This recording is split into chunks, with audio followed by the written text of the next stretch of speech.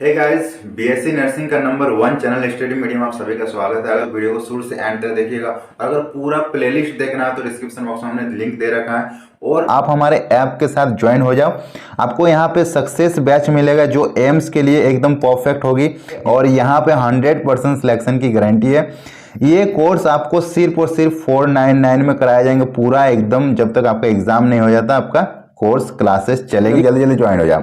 उसके बाद आपको प्रैक्टिस के लिए हमने एक पीडीएफ प्रोवाइड कराया हुआ है जिसमें 8000 ऑब्जेक्टिव क्वेश्चंस हैं जो हिंदी इंग्लिश दोनों भाषाओं में मिलेगी और इसमें आपको सारे सब्जेक्ट के क्वेश्चंस मिल जाएंगे।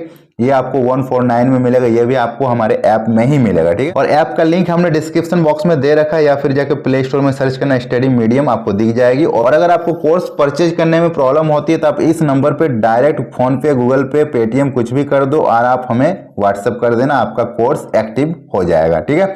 क्लास को एंड तक देखिएगा और पसंद आए तो लाइक जरूर कीजिएगा। चलिए शुरू करते हैं इसका क्लास। पहला क्वेश्चन से निम्नलिखित में से कौन मौलिक अधिकार संविधान द्वारा दी गई मौलिक अधिकार की सूची में नहीं है परंतु सर्वोच्च न्यायालय द्वारा मौलिक अधिकार माना जाता है? ऑप्शन ए गोपनीयता का अधिकार, ऑप्शन बी असमानता का अधिकार, ऑप्शन सी न्यायिक संरक्षण का अधिकार एंड ऑप्शन डी उपरोक्त में से कोई नहीं। तो देखो, अगर बोला जाए कि कौन सा मौलिक अधिकार संविधान द्वारा दी गए मौलिक अधिकारों की सूची में नहीं परंतु सर्वोच्च न्यायालय द्वारा मौलिक अधिकार माना जाता है, तो ऐसा कोई भी मौलिक अधिकार नहीं होता जो सर्वोच्च न्यायालय मानेगा और संविधान उसको नहीं आधिकारिक रूप से घोषित करेगा। तो ऐसा कोई भी नहीं है, ये सभी संविधान द्वारा ही बनाया गया है, ठीक है। गोपनीयता का अधिकार, समानता का अधिकार और न्यायिक संरक्षण का अधिकार तीनों ही संविधान द्वारा ही है। तो इनमें से कोई नहीं हो जाएगा इसका करेक्ट आंसर। नेक्स्ट क्वेश्चन से, भारत में उप प्रधानमंत्री पद ऑप्शन ए मूल संविधान द्वारा स्थापित किया गया था, ऑप्शन बी 1976 में किए गए 49वें संविधान संशोधन द्वारा स्थापित किया गया था, ऑप्शन सी संविधान के बाहर उत्पन्न हुआ एंड ऑप्शन डी 2002 में किए गए 85वें संशोधन द्वारा स्थापित किया गया था। तो उप प्रधानमंत्री का जो पद है वो संविधान के बाहर का पद होता है, ठीक है। उप प्रधानमंत्री जो होते हैं वो संविधान के बाहर उत्पन्न हुआ है, ओके। तो answer is option C. Next question से, भारत की संचित निधि पर भारित खर्च पर केवल लोकसभा चर्चा पर मतदान कर सकती है, ऑप्शन बी संसद चर्चा तो कर सकती है परंतु मतदान नहीं कर सकती, ऑप्शन सी संसद न तो चर्चा कर सकती और न ही मतदान कर सकती है एंड ऑप्शन डी संसद के दोनों सदन चर्चा तथा मतदान कर सकता है।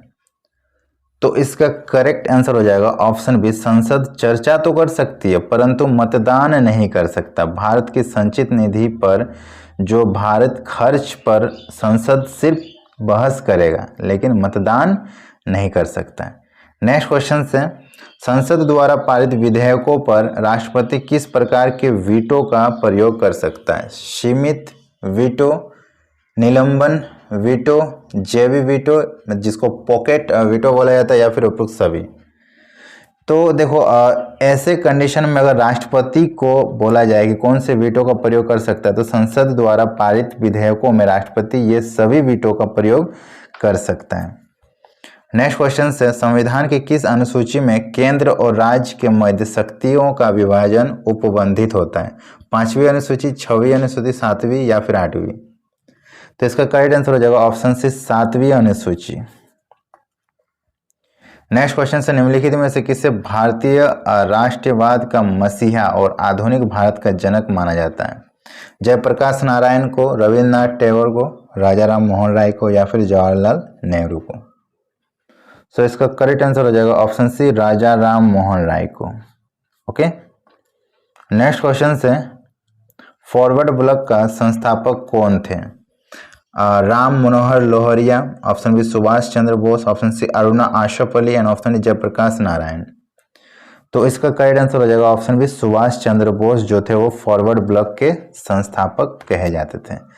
नेक्स्ट क्वेश्चन से, भारत में नागरिकता संबंधी विधान बनाने का प्राधिकार किसके पास प्राप्त है? संसद को, लोकसभा को, राज्यसभा को या फिर राज्य विधानमंडल को? तो इसका करेक्ट आंसर हो जाएगा ऑप्शन है संसद को ये प्रावधान होता है कि वो विधान जो है ना नागरिकता का जो संबंधित विधान होता है उसको बना सकता है, तो ये संसद बना सकता है। ठीक है, नेक्स्ट क्वेश्चन से संविधान निर्माण सभा में समितियों की संख्या कितनी थी? 10, 13, 22 या 25? ये क्वेश्चंस बहुत बार रिपीट हुआ है। तो संविधान निर्माण जब हो रहा था उस टाइम समितियों की संख्या 13 थी। ठीक है, 13 समिति ने मिलके संविधान का निर्माण किया था। नेक्स्ट क्वेश्चन से भारत में मताधिकार और निर्वाचन होने का अधिकार क्या है? मौलिक अधिकार है, संवैधानिक अधिकार है, नैसर्गिक अधिकार है या फिर विधिक अधिकार है? तो इसका करेक्ट आंसर हो जाएगा ऑप्शन बी, संवैधानिक अधिकार होती है। नेक्स्ट क्वेश्चन से ग्राम पंचायत के कितने पक्ष हैं? 1, 2, 3, 4? तो इसका करेक्ट आंसर हो जाएगा ऑप्शन सी, 3। ग्राम पंचायत के 3 पक्ष होते हैं। नेक्स्ट क्वेश्चन से ग्राम न्यायालय कहलाता है? ग्राम सभा, ग्राम कचहरी, ग्राम पंचायत या फिर ग्राम अदालत? तो इसका करेक्ट आंसर हो जाएगा ऑप्शन बी, ग्राम कचहरी। जो ग्राम का न्यायालय होता है उसको ग्राम की कचहरी बोला जाता है। नेक्स्ट क्वेश्चन से अध्यक्षतात्मक शासन व्यवस्था में राष्ट्रपति व्यवस्थापिका से स्वतंत्र होता है? ऑप्शन बी, व्यवस्थापिका पर निर्भर होता है। ऑप्शन सी, न्यायपालिका पर आश्रित होता है। ऑप्शन डी, मंत्री परिषद की सलाह से बाध्य होता है। तो इसका करेक्ट आंसर हो जाएगा ऑप्शन ए, व्यवस्थापिका से स्वतंत्र होता है। ठीक है, अध्यक्षात्मक शासन व्यवस्था जो होती है उसमें राष्ट्रपति व्यवस्थापिका से स्वतंत्र होता है, उससे कोई संबंध नहीं होता है।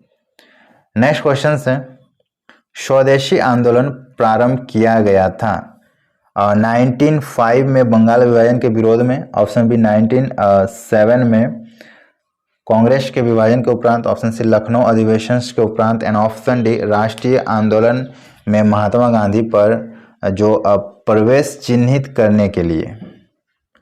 तो इसका करेक्ट आंसर हो जाएगा ऑप्शन ए, 1905 में बंगाल विभाजन के विरोध में स्वदेशी आंदोलन प्रारंभ किया गया था। Very important questions. Next question से निम्नलिखित में से कौन सा राज्य का नीति निर्देशक सिद्धांत नहीं है? मद्य निषेध, काम का अधिकार, समान काम के लिए समान वेतन या फिर सूचना का अधिकार? तो इसका करेक्ट आंसर हो जाएगा ऑप्शन डी, सूचना का अधिकार। ये जो है ये मौलिक अधिकार है, ये मौलिक अधिकार के अंतर्गत आते हैं।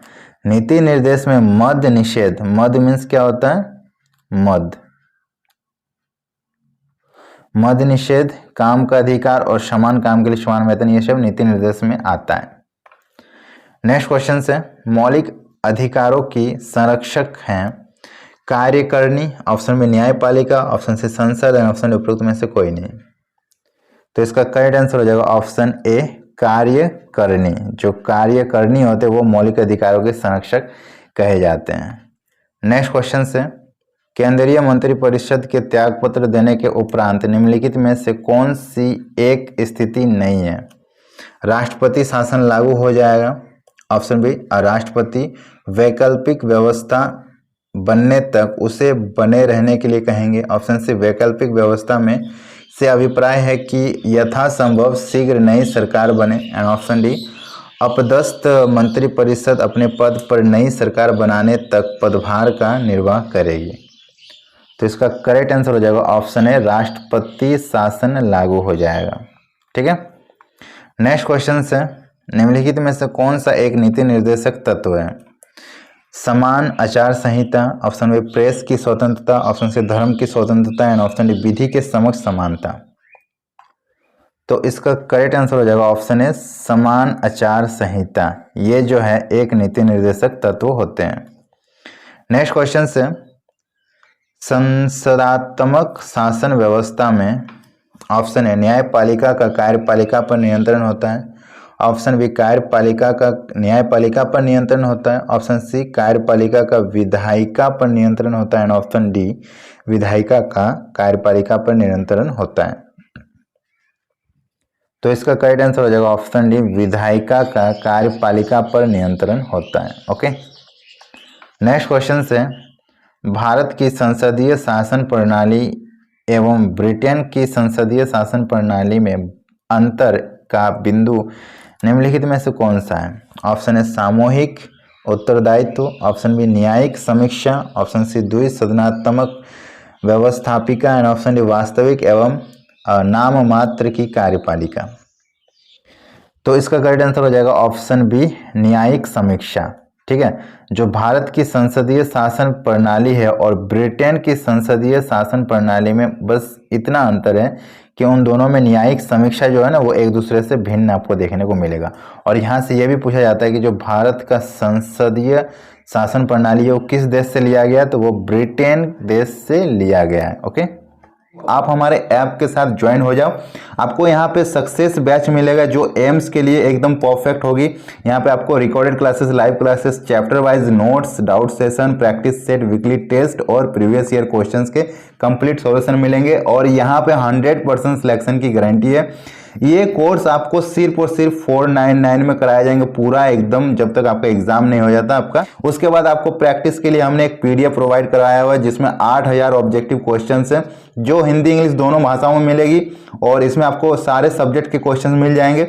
ये आपको 149 में मिलेगा, ये भी आपको हमारे ऐप में ही मिलेगा। ठीक है, तो ऑल सब्जेक्ट का प्रैक्टिस करना तो ये पीडीएफ आप ले लेना। और ऐप का लिंक हमने डिस्क्रिप्शन बॉक्स में दे रखा है, या फिर जाकर प्ले स्टोर में सर्च करना स्टडी मीडियम, आपको दिख जाएगी। और कोई भी डाउट अगर हो तो आप इस हेल्पलाइन नंबर पर कॉल करना, आपको इंस्टेंट सॉल्यूशन मिलेगा। और अगर आपको कोर्स परचेज करने में प्रॉब्लम होती है तो आप इस नंबर पे डायरेक्ट फोन पे, गूगल पे, पेटीएम कुछ भी कर दो और आप हमें व्हाट्सएप कर देना, आपका कोर्स एक्टिव हो जाएगा। ठीक है, तो जैसे ही इस फॉर्म से रिलेटेड कोई भी अपडेट आएगी सबसे पहले इस चैनल में मिलेगी। चैनल को सब्सक्राइब कर लीजिए। वीडियो अगर पसंद है तो लाइक कीजिए, सबके साथ शेयर कीजिए। मिलते हैं नेक्स्ट वीडियो में, तब तक के लिए बाय बाय।